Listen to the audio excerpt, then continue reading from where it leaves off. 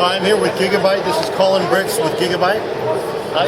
We're looking at the brand new Sandy Bridge motherboard. What motherboard? What's the model number of this motherboard, Colin? So this motherboard here is our P67A UD5 motherboard. As you can see, we've changed the color scheme of our board. So now we're using a black PCB design. Also our heat sinks, we've redesigned them. So on the UD5, we've got this sort of blue accent on the heat sinks. We also have our UD7 board over there, which is using the gold color.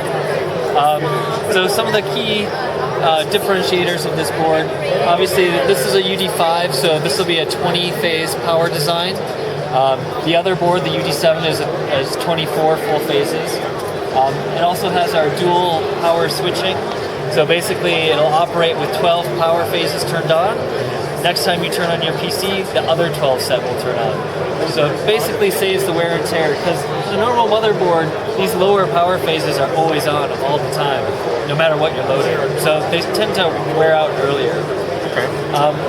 So obviously this platform right here, we've got dual channel memory.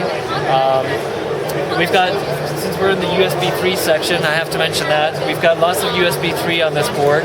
Is it native to the chipset with this new board? Not native yet. Intel still hasn't added it, but of course we're using a controller from NEC or some other vendor, I don't know. We still haven't launched this yet. So. Sure. But it does have SATA 6 though, right? Yep. Okay. It's got SATA 6. Yeah, it's a nice looking board. It's, and Intel has been talking today about their graphics performance, and we've already tested out some of their CPUs, and we're pretty excited by this platform because you definitely do get a lot of good performance, especially for doing like video encoding and transcoding. Like performance is so much faster than even P55. So wow. Is this socket compatible with the previous Clarkdale Linfield? So this is 1155 socket, so obviously it's not compatible. So this is for a new platform, new CPU. Okay, so basically you've got to buy new motherboard, everything if you want to move to Sandy Bridge. When is this board, well, I guess we can't really ask when it's going to be out. You can ask, but I can't say. Right. But it'll be out, you'll be able to buy this board next year, right? Sometime next year? Okay. And I noticed through PCI Express, there was an issue with P55 where there was very low bandwidth, not enough bandwidth for the slots. Is there more bandwidth with the new chipset for the Sandy Bridge? Yes, but obviously, like for us manufacturers, motherboard manufacturers, we like to see as much bandwidth as possible because we like to put things on like USB 3 and serial ATA 3, and all of the different components require bandwidth.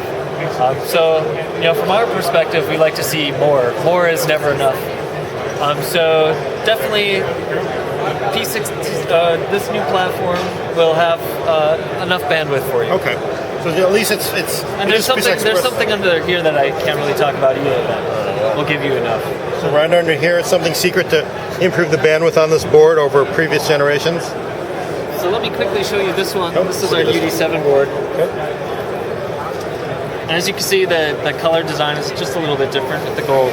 So the 24 phases of power, still black PCB. Our lower versions of these boards, like our UD3 version, will have the blue PCB. So it's only the UD5 and UD7. So this is Gigabyte's new color scheme. You guys are sort of moving away from on the high end, the blue and the... Well, we're trying out this color scheme. We think it looks pretty nice. We're not sure. We're doing some other boards that you'll see next year as well, and you'll see some different design work from us as well. So, my last question, can I use my old heatsink with this board? I believe that the mounting holes are slightly different. Okay, so I'm not 100% on that. Okay, but. great. Okay.